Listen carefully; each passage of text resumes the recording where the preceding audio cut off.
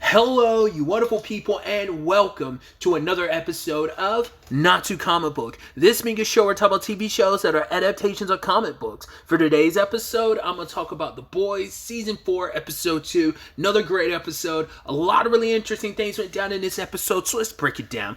First and foremost, the opening confused me so much because at first when they were calling Reggie, I was like, well, I know that's A-Train's real name. So I'm like, oh, is this supposed to be when he was younger? Like, I was like, oh, is this before he got his powers? I thought we'd get in a flashback, but he has his powers. I'm like, wait, what? I was like, were you running that type of life beforehand? And it wasn't until the car pulled up, I was like, is that going to be like Nathan? Like I said, I thought this was a flashback or something. And it ended up being Will Ferrell. I was like, that's random as hell. And then it took me a second. I was like, oh my god, right, the movie. It's the movie Ashley was referencing last season after A-Train got Blue Hawk's heart. I was like, right. Because remember the movie was supposed to be his coach was going to be Tom Hanks. I was like, that's insane. So I guess like maybe the argument could be like, oh, we couldn't get Tom Hanks. But then you look at some of the stuff later on where they've been like like the whole rhetoric around Tom Hanks specifically, like at that the Truth Con and everything. So part of me wonders if that is supposed to be playing into that narrative as well a little bit, like, oh, we're not working with Tom Hanks in that regard. I don't know.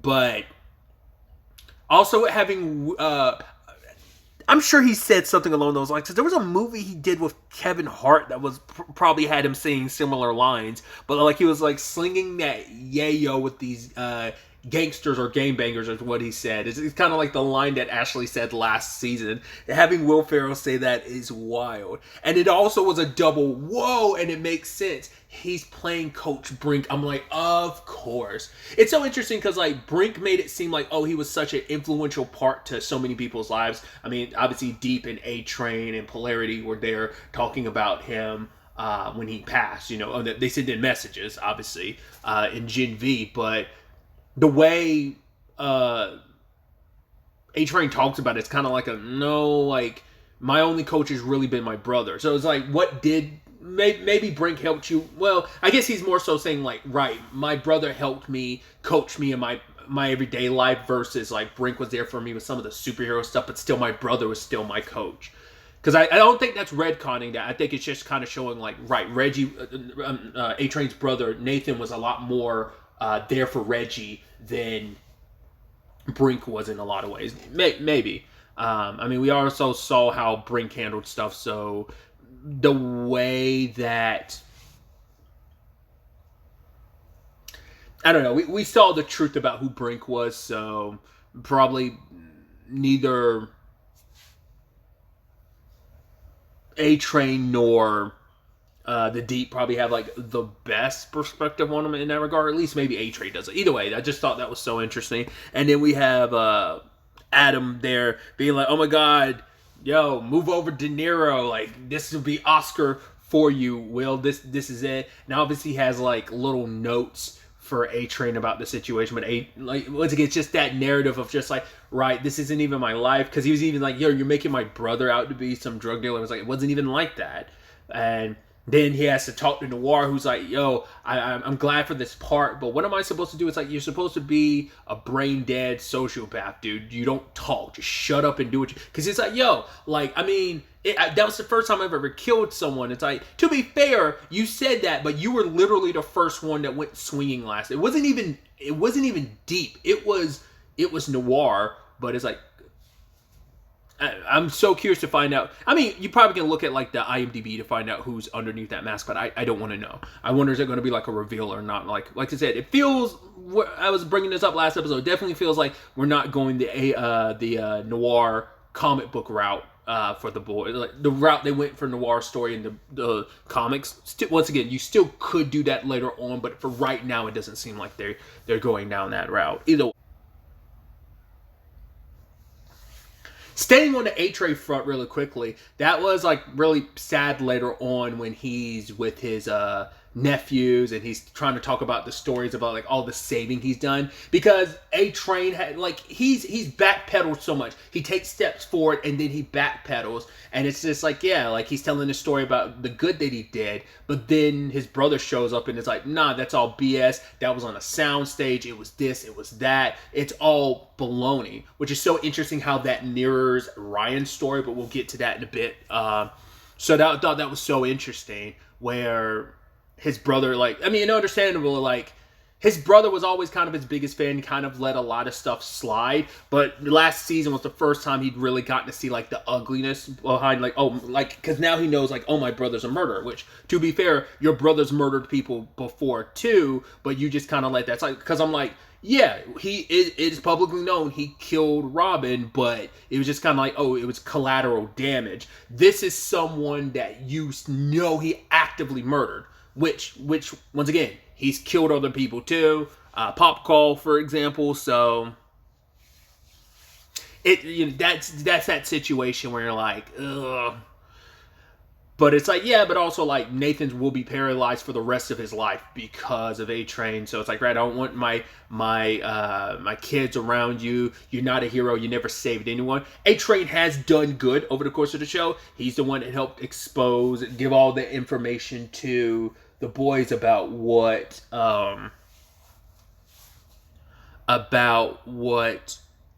Stormfront's whole circumstances were. But in the grand scheme of things, at least in the confines of the show, even the other heroes, even the BS like orchestrated everything, they've still saved people.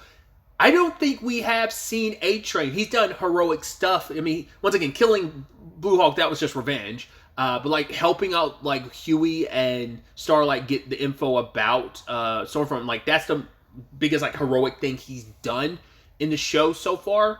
So it is interesting that in the confines of the show, I don't think we've actually seen A-Train actually save anyone, which is actually, I was like, I didn't wait until Nathan said that line. I was like, I actually don't think we've ever seen him. Like I said, even with the orchestrated stuff around, we've as the audience have never seen him actually save anyone. Just like, oh, like that's actually very prolific, like how it cuts deep, because it's like, because even he's kind of like, how many save, like how much saving have I actually done? Like at one point in time I really was about being the hero, but then the BS that is this whole Vought situation, it's like it's corrupted me, and it became more about the money and everything. I'm not really saving lives. Like I say, even a sociopath like Homelander has saved lives, at least for the cameras, but I don't even know if we've seen A-Train even do that. So, but I mean, every other save has been orchestrated and stuff like that and faked anyway. But like I said, even what we as the audience have seen, that's so interesting. I've never even thought about that. So that's a really, really, like it's a really prolific line to think about. But like Annie and Huey were there to kind of like try and bust A-Train, because the team figured out that A-Train had to be the one that got the bodies to the frame the Starlighters and stuff like that for being responsible. So with that all said and done, Annie was going to bust up that whole situation, but it was actually Huey that stopped her. And even A-Train's like, oh, I saw you there, and I appreciate the fact is that you didn't like confront me in front of my brother, which even Annie was like, yo, I would have, you should thank Huey. And that is the irony behind it. But I think there's also there's so many layers to that because of what Huey and A-Train's history is. Because it's like, right, I'm sure like on some level seeing his brother like that in conjunction with everything that's going on with his own father, I'm sure that plays a role. But I want to think it also it plays into last season as well, the YourNerdGasm episode. A-Train legitimately apologized. To be fair, Huey wasn't in his right mind. He was popping Tip V. He was like, all the anger. He got to take it out on A-Train by punching him, but still, like, I think some of that apology last season, I think has like sat with Huey. Like, so he is a lot more I mean, to be fair, it's like you literally was giving him CPR when his heart gave out in the season 1 finale. So it's like, despite everything, despite him killing your girlfriend, despite being a shitty person, like, maybe that's just a bit of Huey, but it's just, I don't know. It's just, I legitimately wonder, did some of that apology last season kind of finally like settle in Huey? The reason why he wasn't trying to like bust up the whole situation between A-Train and like twisting the knife deeper and confronting him like that. And it's just that, yeah, he just wants to do the right thing, you know, because he wants to be a hero for once. So he ended up, because his brother was also pushing that last season, like, use your position to do good. And he did something good this episode. He gave them the evidence to prove that the guys who were arrested were they were nowhere near the crime scene, so they couldn't be responsible. So they end up getting released at the end of the episode. All of that ties into any circumstances too, because she wants to do more, but, you know, she doesn't really know how to handle things because people want Starlight, but Starlight isn't who she is. Once again, it's like she has to battle against the men. Like, I mean, because there's so much that it's built. Like, the name Starlight was always hers, but it got tarnished because of Vault. Once again, she threw away the costume, she threw away the name. It's like, I'm just Annie, I'm the hero. But even Huey's kind of sticking up for a superhero, which even she's like, really? You're all about superheroes? It's like, what it comes down to is, people, cliche as it is, people need a symbol, and that's what you are. And we see her step up into that role next season. I mean, not next season, Jesus, sorry, this episode. So we'll see where things kind of go. The problem is, like, when you are you are the face of this movement, you always were, which comes with its good and its bad, as we've seen. But now you're going to be out there more in force, leading the front. Like, anything bad, like, it's already tarnished. The shade's already been thrown your way either way, even when you weren't out in front. Once again, you are the face of this. But I don't know, it's going to be interesting to see now that she's kind of out there and opening, leading the charge, what that's going to look like. It's definitely going to be interesting to see. Speaking of Huey, his mom, who I looked into the actress, like, I was like, her name's Rosemary DeWitt. And I was like, I don't think I was skimming through her filmography. I'm like, I don't know, from when I was quickly scanning, I'm like, I don't think I've seen anything she's been in. But still, it's pretty dope. We are getting Huey's mom. She's a well-established actress, but it's just like, I don't think I've seen anything she's been in. But turns out she works for Vought. And she's like, oh, like, she works for like a certain section of Vought because she's bringing all these oils and creams for his dad. And then Huey's kind of like, wait, you know Vought killed my girlfriend, right? And his mom pauses. It's like, interesting. And now we had the conversation of, well, why are you here? And she's like, well, because they couldn't contact you, I was second up on the emergency contacts, which I was like, how is that possible? That's why I was like, are you technically guys still married or in some technicality? It's like, no, apparently they've been talking for like the past year or two. And I guess he's never brought it up to Huey because Huey's been so busy, you know, the past season or two. I mean, to be fair, it's like, you know, he was on the run for season 2, but then there's also like, right, you were so busy like all for like a year in between season 2 and 3, and just you kind of ignored your dad's phone calls to some extent when you were working on stuff. So also he probably knows like how much of a sore subject it was, so he's probably trying to really like bring that back into like, oh, your mom's back in my life. It is kind of wild that he did decide to like redo like his like will and stuff, like he doesn't want to be resuscitated, and also she gets power of attorney, which is like, that's her appearance and all that makes you go kind of feel a little weird, because you're like, that feels weird. You're coming back into his life and having power of attorney and stuff like that. It's like, I think it's lost love of like, yeah, like we kind of picked up after all these years, I love you again. So, but it's like, kind of feels a little weird. You're not giving that to your son. That's why it feels a little scammy to me. Not scammy, but just like, it feels a little, I don't know, like it's like she's taking advantage of, I don't know. It just feels weird. And I love the entire episode. Huey is trying to like work out what he's going to say to his mom, and he comes in and he says it like, oh, your promises aren't worth the shit they're written on, or something like that. And she's like, what? He's like, the argument you made earlier in the episode, I'm bringing it back. I've just been sitting on what to say to you this entire time, but it's been like probably like a day or maybe hours, and like now I'm throwing it back at you. Your room was like, wait, where's the hell is that coming from when you're busting in the room?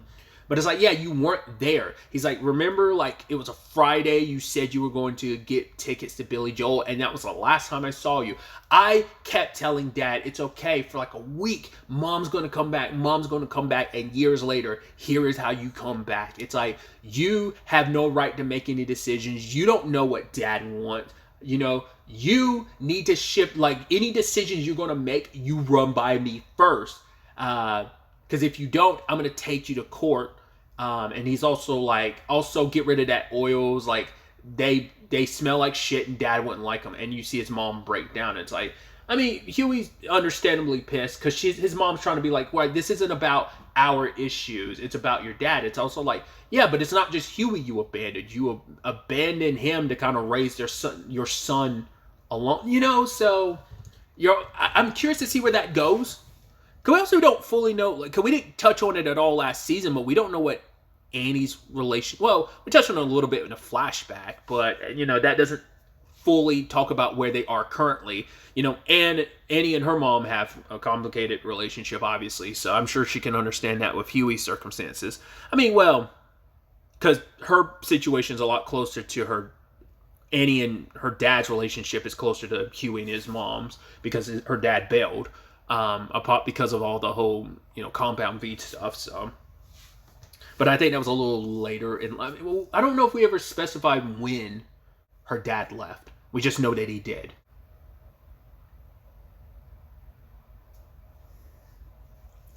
Then we also had the situation with Ryan kind of being brought out into the fold of, you know, they're trying to make his big outing as a superhero and bringing in Seth and Evan to do what they normally do. They're the ones at the pitch meetings, and they got the mock-up of him in a little Homelander suit, and Homelander's all about it, which Ryan's not. But then Sage is kind of like, yeah, this is all kind of BS. What you want to do is put him out there. He's supposed to be your legacy. He's supposed to be this and that. He needs to have a solo outing as a hero. That will benefit him better.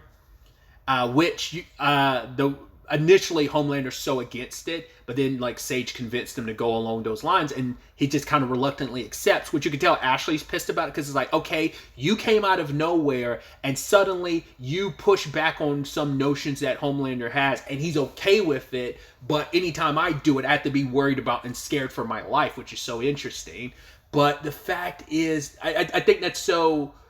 Because to be fair, Ashley's scared because she's like, I don't want to be ancillary, which is so interesting considering you don't want to be ancillary, but you've also got Ashley who could easily replace you if anything happens to you. So there's that.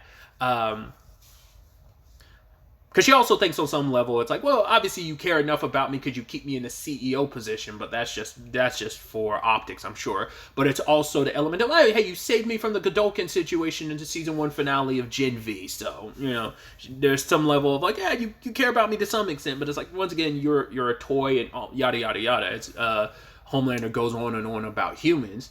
But that's the interesting dichotomy with Homelander where it's like, you push back so much of like you don't want yes people around you, and you have someone, yet you are grinding your teeth every time she makes a suggestion or something. That's why I think is so interesting. It's like, why are you pushing back so much? I guess he also wants to prove her wrong when she literally made the point last episode that like, right, you're not gonna want someone like me around who's smarter than you telling you what to do. He's like, yeah, but I'm smart enough to listen. He is, but he, you know, I guess it's like, hey, I might be grinding my teeth, but at least I'm still willing to listen. So that's, you know, that's something. So I like Ashley talking to Sage, being like, yeah, you don't want to go against Homelander because, for one, she's seen not just regular humans, but other supes get clapped by Homelander for like going against him. It's like, you know, one of the only people who would willingly stand up to him, it eventually did. It was a progression, was Maeve. Maeve's one of the few people that would stand up to Homelander, you know? So, but even she was kind of like scared and would kind of have to like, that, like I said, it was a progression thing. I mean, it came to blows literally last season, so. But Sage kind of calls her out for pulling out her hair and stuff like that, being so nervous. Even saying like, oh, you basically need to like let him like get some milk in your boobs and let him suckle on you like Madeline, or you'll end up like Madeline Stillwell. And it's like, yeah, there's so much truth to that because yeah, your predecessor. Well, no, because she eventually got Madeline's. Oh, it is interesting because it's like, right, she did get Madeline's position, and then eventually she got Edgar's position. But either way, tangents and all that aside, which not really a tangent. Staying with that, we have her like talking mad shit to the Deep. Once again, he's the whipping boy of the whole situation, regardless. And Sage is kind of like, are you really going to take that?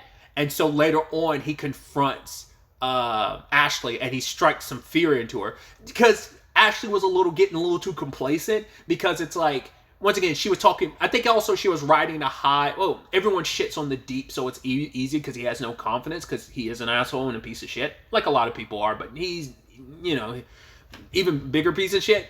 But the fact is, I think her like riding the high of talking shit to A-Train and him not doing anything last year, because like A-Train nor the Deep have done anything, because it's the thing of, on the lower end of the totem pole, she's higher up than the others, so it's kind of like, I get to dictate stuff, but once again, she's no Stan, so as in Edgar, so she doesn't have that same like, I'll stand up to you, I have no powers, but I have no fear from you, like, because he's also one of the few people that would stand up to Homelander without backing down ever. He capitulated only when it was necessary, but he would talk shit to him, walked away. Once again, called him a bad product, walked out the room, no consequences. So, which we still haven't found out what has Edgar been up to since being outed as CEO, and is he going to pop up anytime soon? So there's that whole angle to it. And so the Deep's kind of feeling himself, being like, yeah, like, got some power back, and now Ashley's kind of like, oh, scared. It's like, now you're scared of the Deep. I mean, like, once again, they are superheroes. They are supes. They could still kill her, but she gotten so used to like being able to kind of push them around and not Homelander. To be fair, it's that thing of, well, it's that abuse where it's just kind of like, right, Homelander like pushes her, so she pushes other people. It's that same thing. So that's why she has also Ashley. So that's interesting. Either way, circling over to the Ryan thing. Obviously, he's kind of he's young, and this is our first time. No, I'm about to say we got this side of things with Annie in the beginning of the show. And now we're getting it even more with Ryan, and even deeper perspective on it. Well, the whole like, coming in bright-eyed, having your thoughts about how things are going to operate. And she probably had to go through some of this too, but we never got to see it. And now we're seeing like, you're doing the stunt coordination for stuff. And Ryan's like, wait, is this how it all is? It's all a performance? And his dad's like, no. Some of it is, but some of it's real, I also love that whole bit where like Seth and Evan were like talking like, oh my god, he's so bright, and like, oh my god, like he's so young, and oh my god, that the budget, we had to like took the budget over like $9 million, they're like special effect out all the wrinkles on, and Homelander's kind of like almost looking to a mirror like, oh my god, once again, his mortality, despite being the Superman that he is, it's catching up with him more and more. That's why he's pushing this Ryan thing so much, because it's like he's living vicariously through Ryan, but also it's like he wants Ryan to be a mini-me, because it's like, that way I will be immortal even when I'm gone. Because I guess it's that thing of like, when you're young, you don't think about it too much because you've been in power so long. But like, yeah, like age and the Reaper comes for us all. Because we've never really covered that too much, because we've come across a handful of supes who don't age, like a Soldier Boy or a Liberty, or Stormfront, who don't age. So we never really covered the whole aspect of like supes just getting old and dying, and it never even crossed my mind to think that Homelander would grow old and die, but that is a very high possibility. Obviously, we don't want him to live long enough to get to that point. You want to wipe him out well before we get to that point. Either way, Ryan has his first save, and it doesn't go the way he wants it to, and he ends up killing the guy. Once again, I'm sure that gets played off as, hey, this is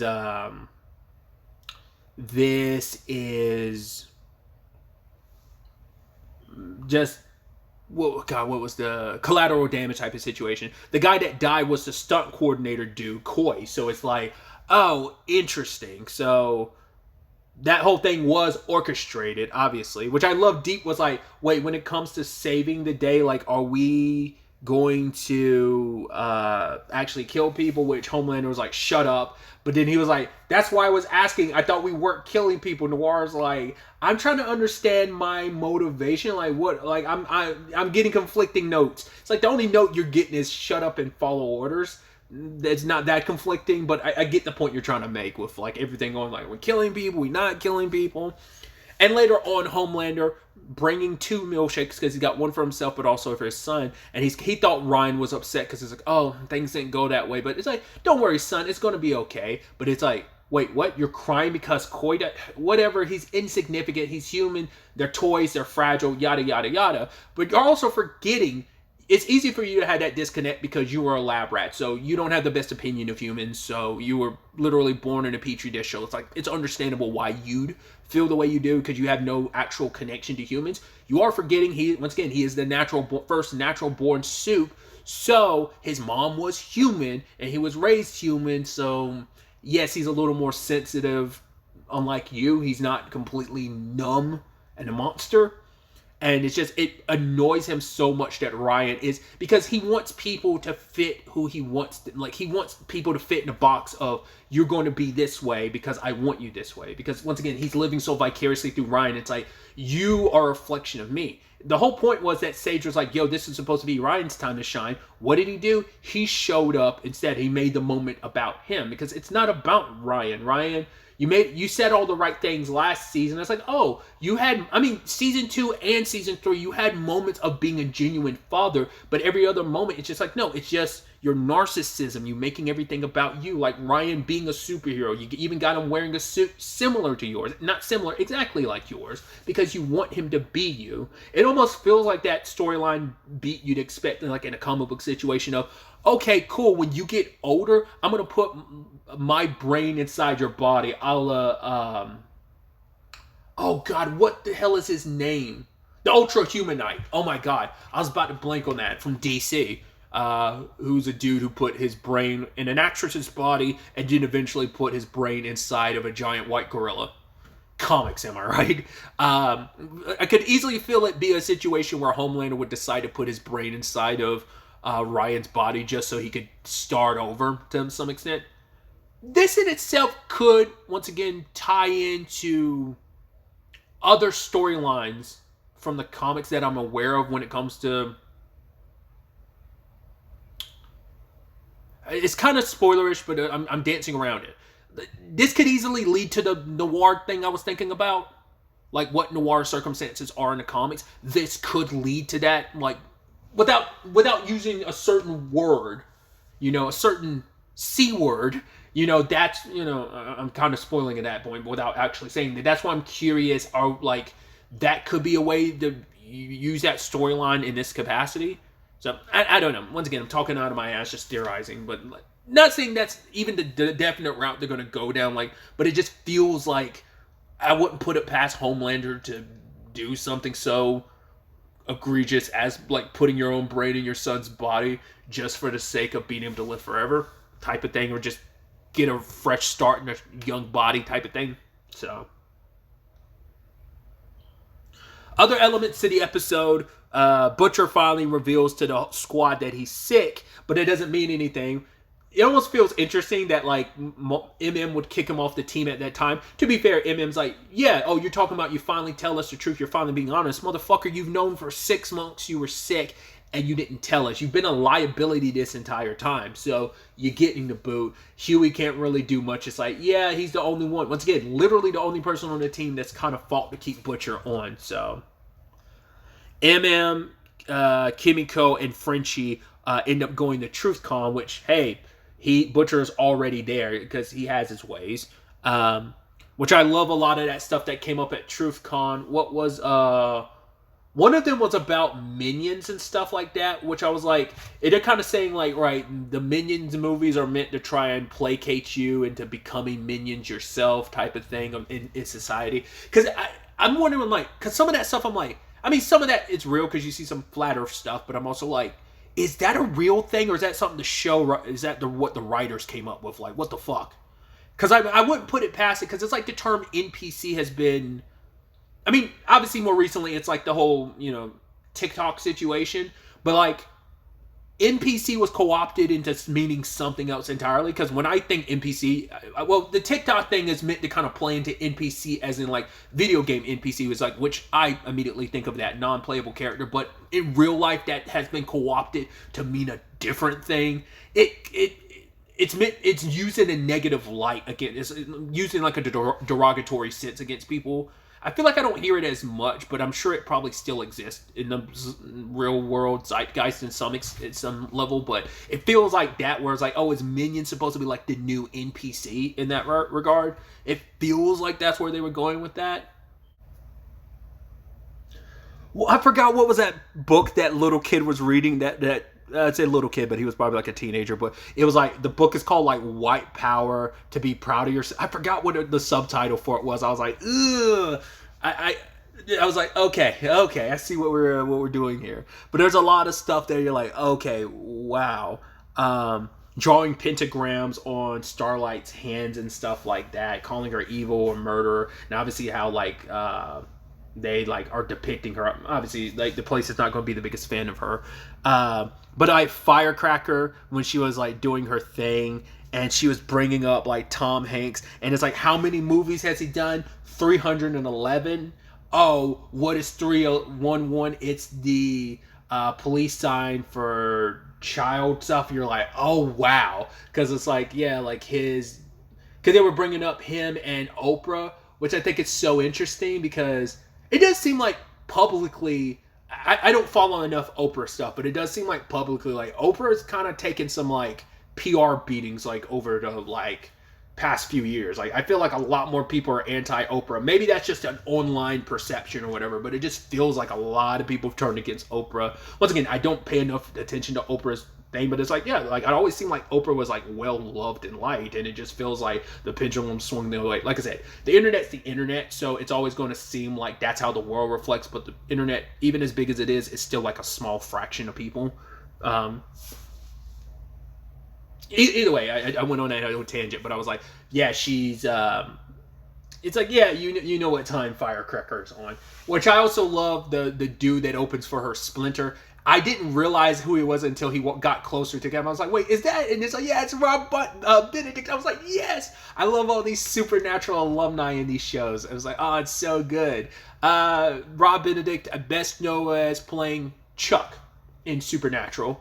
Yes, and I very specifically chose the name Chuck, for no spoiler reasons. But, I mean, if you've watched Supernatural, you know what Chuck's circumstances are. So, yeah, but like I said, that's why I'm specifically calling him by Chuck. But either way, I was like, oh, interesting. And he's super into Firecracker. And when he, like, opens up for her and she's walking by, like, the most awkward thing ever, when he was, like, going for a hug, but it was kind of behind, and he kind of put part of his hand on her. I was like, that's so uncomfortable. That's so awkward. And then later on, Kimiko and Frenchie finding him in that sauna, human centipeding himself, while he's like, it's a human centipede of ass eating himself, up until like the Prime, who was jerking off to a picture of Firecracker. He's like, this isn't what it looks like, and Frenchie's like, no, it's good. It's like, man, Frenchie continues to walk in a most awkward thing. Hey, at least you weren't alone. Kimiko was beside you, who, let's not forget, was drunk.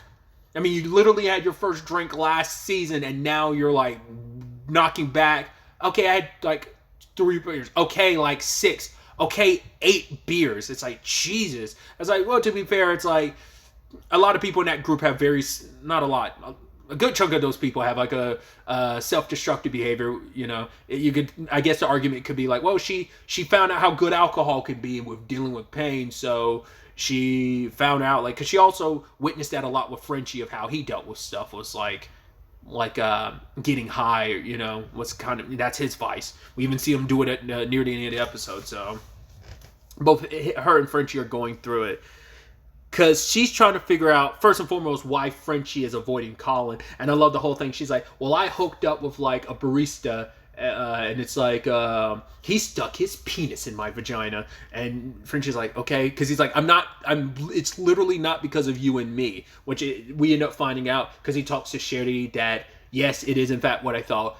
Colin is the son of a judge who apparently he killed. Well, because she specifically said murdered his family. So, because he has a sibling, a mom, and a dad. So it seems like at least I think he had a sibling. I can't remember that photo. I think there was another person in the photo besides his mom and dad, maybe. So it's like, but yeah, she specifically said murdered his family, so it wasn't just his dad potentially. So it's like cool. You're sleeping with the person you. Once again, I made last episode. I made the Bucky comparison with Frenchie. And Kimiko, going back to her circumstances, is drinking because she's in therapy.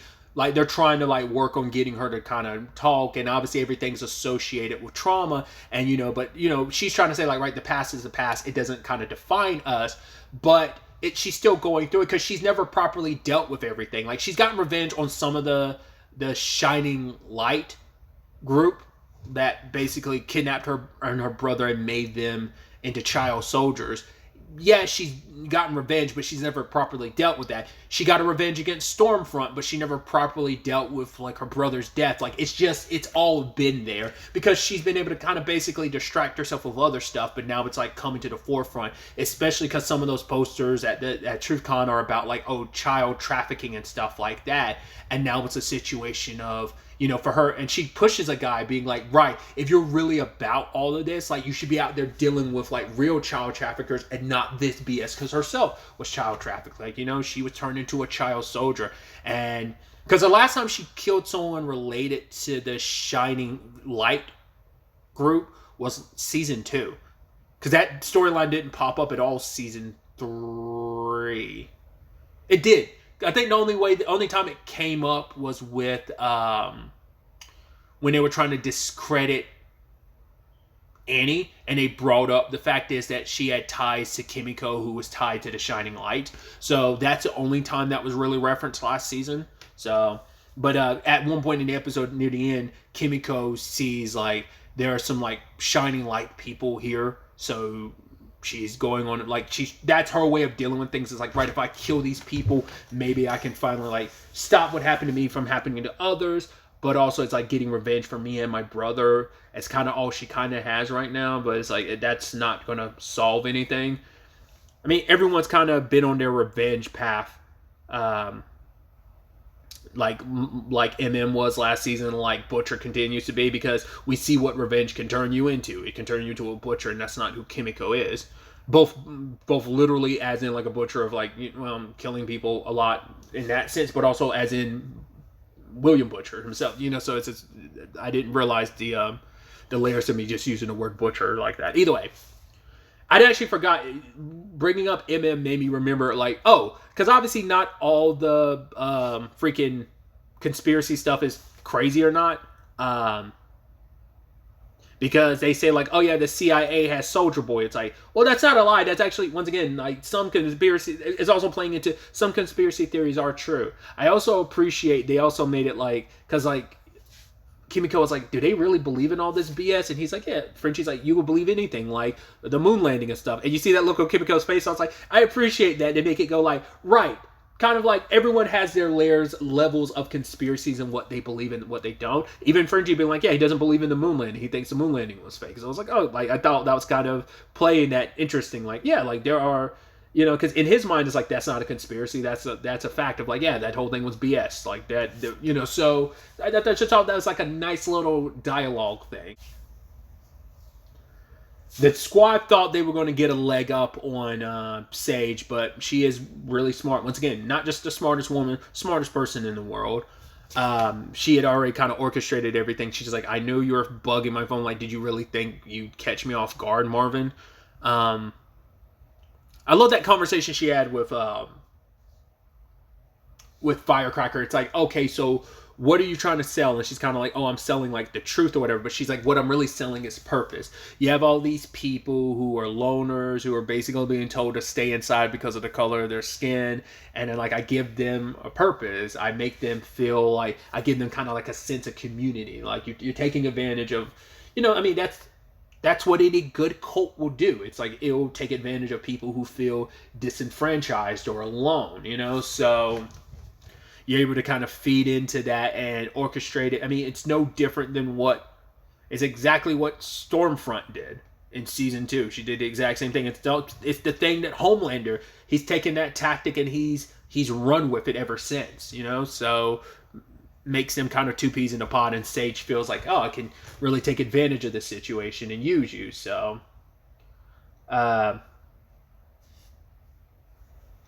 also, I love the whole Splinter thing of like the moment he started rubbing his eyes, I was like, oh yeah, pink eye, right? And even Frenchie's like, yeah, pink eye from too much salad tossing. And he's like, what? No, it's from allergies. But yeah, also, so much dong. So much dong, dude. It's like, I keep bringing it up all the time because it's still, even after all this time, it's still a little jarring. But it's just like, in past few years, they've, once again, the pendulum swung the other way. It's like, hey, we've gotten a lot of like boobs and pubic hair on women, so it's like, right, we got to spin it the other way. Time for us to sling dong on screen. It's just been more and more, and it's just like, and also poor MM. It's like everything have to be penis related to me, dude? Can I get away from dicks? Because I swear, was it this episode or some last episode, there was like something else related to dicks when it came to Marvin. I can't remember. I love that little thing between Firecracker and Kimiko. Also, that's so interesting too. Is like Kimiko can't get away from racist because she's like, I'm gonna send you back to China. Emma's like, she's Japanese. You know, but it's like, yeah, like she already had to deal with confront a racist, and Stormfront has to do it with Firecracker.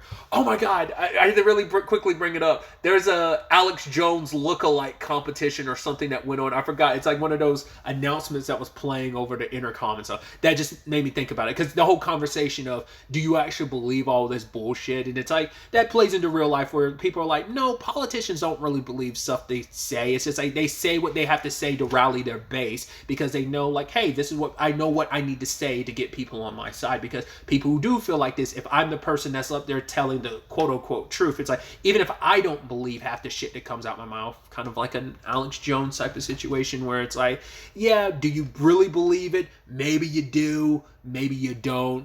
You know, it's like that's also a debate in itself of, well, is it more egregious to believe something and spew that belief, you know, versus, oh, I actually don't believe this thing, but I'm spewing it just like it feels like that's, if you're going to stand on your BS, like even if I don't agree with it, even if I think you're stupid for having a certain like opinion or belief or whatever, like you can still, and I could like vehemently like severely disagree. I think that's better that like, oh, like you might have a horrendous take on something, but it's like, hey, stand on your horrendous take. You having a horrendous take because you know it'll sell well to people, like, it's very disingenuous. So, you know, it's like the lesser of two evils type of thing. So kind of using like an Alex Jones, for example, you know, the show is like, I don't know, that's always a debate in itself, which is worse, whether you believe what you say or not believe what you actually, whatever the case may be. Moving on. Like during the Kimiko and Firecracker thing, I do like the photo booth thing. I was like, oh, that's kind of a nice like little touch during that fight. But yeah, Butcher shows up, starts bashing in heads with like a tire iron, and Squad couldn't leave him behind. They all end up helping him, and then poor Splinter gets killed. The Prime version got killed, which is so interesting too, because you're like, oh, we dabbled, spoilers, we dabbled with this at Invincible, so it's just like, oh, interesting timing, Prime Video and all that. Which, speaking of, I love that that's all going down at like a, is it a bar mitzvah for girls too? Cause I think it was like a little girl named Rachel, because she had the whole like the Marvelous Miss Rachel. I was like, oh, that's sweet, but like, you know, Prime Video sneaking in stuff there. Also, like, you saw during Ryan's, like, they were choreographing stuff. Those were Prime boxes they had stacked up, so Amazon boxes. So either way, self plugs, which is like, because it's so like interesting, because you're like, oh, in this universe, the show the Marvelous Mrs. Maisel exists. I mean, to be fair, we know like actors exist. Like we got Will Ferrell, so it's like, oh, Tony Shalhoub and Rachel Brosnahan exist in this universe as which is so extra interesting too, like referencing that show, considering Rachel Brosnahan is Lois Lane in James Gunn's Superman movie. So it's interesting how stuff like that works when you think about it, like just the layers of, and once again, just running it deeper too, because it's like, oh, Jack Quaid voices Superman in My Adventures with Superman. Karen Fukuhara was in the first Suicide Squad movie in 2016 as Katana. Who else has had DC connections? I'm sure there's other people too that I'm just not thinking of right now, but that's just the immediate thing. It was like, once again, you can connect so many dots in a funny way. Either way, it's sad that the whole function had to be messed up because a guy came in with guns and his copies of a guy had to come out with his wang out and gun in hand. It's just either way. Now that Prime ended up dying, all the other versions of him died too. And just before he was about to confess to Firecracker, like, we've always loved you, and then he dies. Like, I don't know if she felt anything or not. So, either way, she just takes off running. The whole mission went kablooey. Once again, they're just... I think when you go back in retrospect, you're like, have the boys done anything successfully, technically speaking? I think the only thing they did successfully was take down Soldier Boy, and even that was kind of a clusterfuck of a situation. It's like... they come out victorious in the end, but it's a clusterfuck there and the ending. So it's always like, yeah, her Victoria calling you out last episode saying you're getting worse and worse. It's like, yeah. Which Butcher was making a point to MM that, hey, at the end of the day, you kind of have to be an asshole to do this job. And because what you did, you should have grabbed Sage, but instead you wasted time saving like a twat like me. Because he's the one that suggested we should grab her immediately, because other than her brains, Sage doesn't have any other powers really. So, but MM, it's like, because he's like, right, I want to do something with the little bit of time I have left. Butcher's like, I want to be able to save Ryan. But for Marvin, it's like, dude, a little too little too late. You want to be apologetic. You want to look back on your... That's the thing. It's always like, oh, you know, when time is up is when that really kind of like bubbles to the surface. Like, you know, I mean, that's the human condition of like, we get extra reflective when time is like, you know, running out. It's like we have all the time in the world, even though we don't. We take it for granted, and it's not until we're really like at the end where we kind of go, shit, what was my life, you know? Especially when like Butcher was pushing MM earlier in the episode, saying all this stuff, and MM's like, I know what you're trying to do.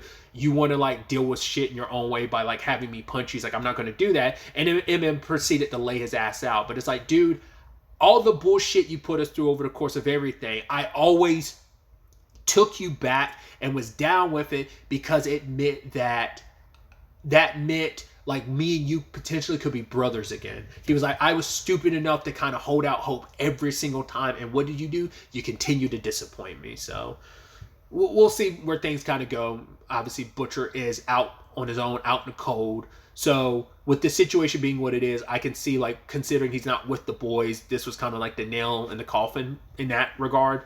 But I'm assuming he's going to join up with Joe, and that's...